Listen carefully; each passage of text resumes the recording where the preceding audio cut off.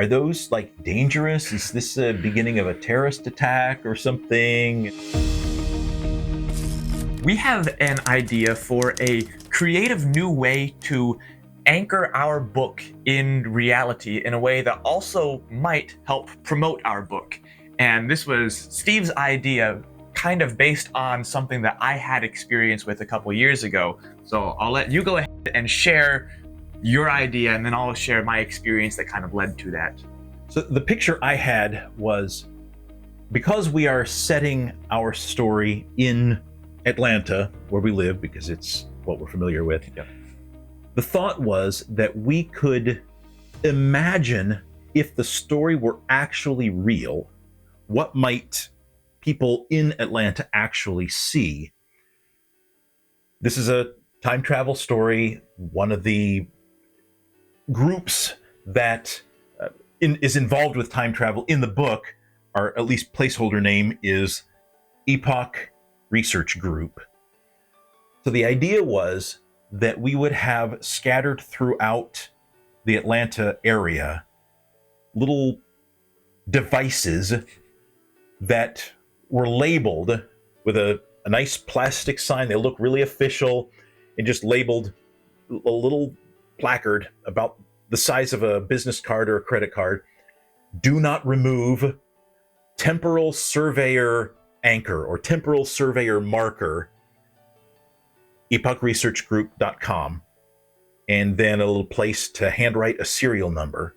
And then glued to that plastic placard would be some small silver device looking thing, possibly just a simple button battery glued backwards, but have those sticky tacked or stapled to phone poles, telephone poles, different things just placed throughout the Atlanta area. And when people go to epochresearchgroup.com to see what is this thing and why do they keep showing up, then if they type in the serial number, it would explain to them the in-world scenario about trying to have physical sensors that serve as temporal anchors to help stabilize the sending of things in the time travel. So somehow these things have been sent back and placed to make it easier, more efficient, or something, to be able to do the time travel. So just having a real world artifact of the fictional story to help drum up some interest. But also, in addition to temporal surveyor markers, also have temporal surveyor anchors, that bigger button batteries. But those serial numbers actually are places where scenes of the story take place. And so when somebody finds those, then there could be some sort of a contest or some sort of a game, real world game, where they a quest that they go on of some sort.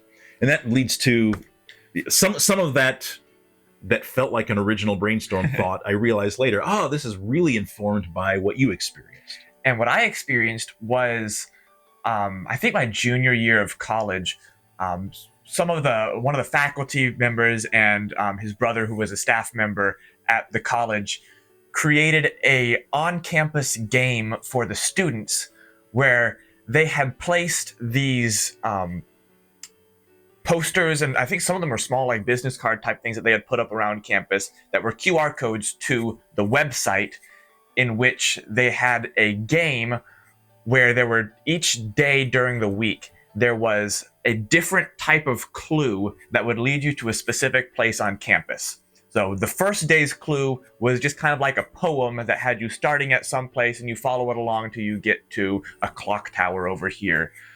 Another one was 2 lines of music, and if you read the lyrics, I don't know if the music had lyrics, or there was some sort of clue with it, but you read that and it tells you to basically look at the tenor line of the music and the scale degree of those notes. If you take it, it gives you GPS coordinates, and that was to somewhere else on campus.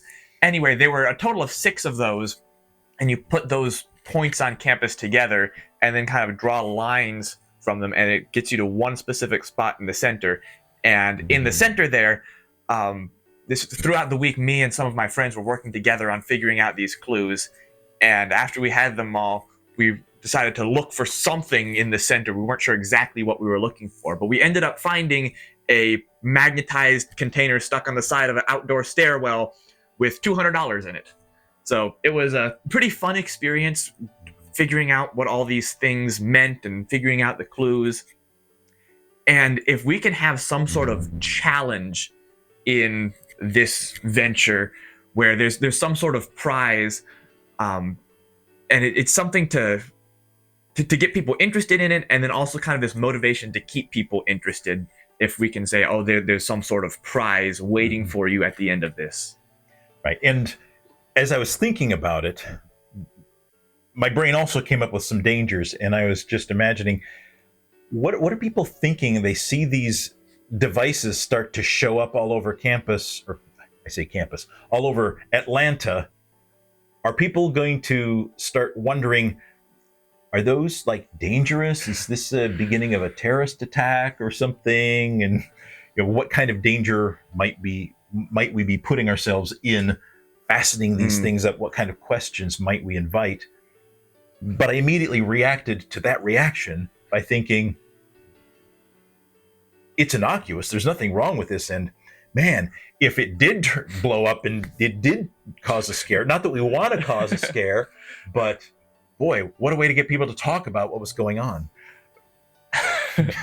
Yeah, I think there could probably be some, conversations with the police ahead of time. Hey, this is what we're doing. Don't just if we're really concerned about something. Yeah. But well, I think also the fact that we're recording this video about it, this really is what we're doing. If we even end up doing this at all. Yeah. But I think one of the things, I think when this happened on campus, the thing that we're kind of modeling this after a little bit, there wasn't a whole lot of interest. There was a group that I was a part of, and then I think there were a couple other groups that were kind of somewhat searching. There were others who got somewhat interested in it and then realized it was too hard, and so they didn't want to continue. But I think that style is something that really fits the genre. Mm-hmm. The science fiction genre, I think people who are interested in that are going to be the type of people who would be intrigued and want to solve these puzzles and put these things together to figure out. So I think it's very fitting that the type of people that would be reached by that type of endeavor are our target market. Right. Especially when I think about how much care we're putting into trying to make sure that the science works and making sure that in the story there are enough complicated plots. Yeah, we're still stuck on a lot of that. Yeah. Yeah, that's a whole nother conversation. Yes, but this is at least some sort of progress, even though it's progress that kind of comes later on, and we need this first progress of the book before we even think about like actually making this a reality. But if and when that comes, we want to make sure that what we're putting out is actually good and entertaining to people, but also something that would actually get people's attention and keep their attention. So in case we happen to do this, our question for you today would be, what, either on the cards or on the website when you first go there from the card, what is something that would make you interested in what this endeavor is? Not necessarily interested in the book, but interested to kind of look further into what we're doing.